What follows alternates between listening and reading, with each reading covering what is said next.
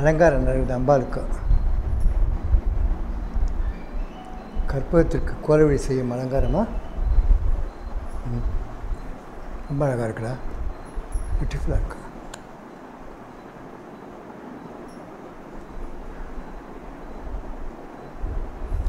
இன்றைக்கி குருமூர்த்தி சிவாச்சாரியார் வந்து கற்பகம் சன்னதியில் ரொம்ப அழகான இந்த நிலமாலையை கொடுத்தா.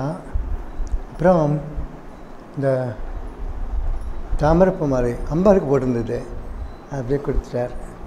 எல்லாமே அப்படி தான் இருக்குல்ல. ஈவன் செண்பகம் எனக்கு ரொம்ப பிடிச்ச எல்லா பூக்களும் வந்துடுது இன்றைக்கி. ரோஜாப்பூ மாலை,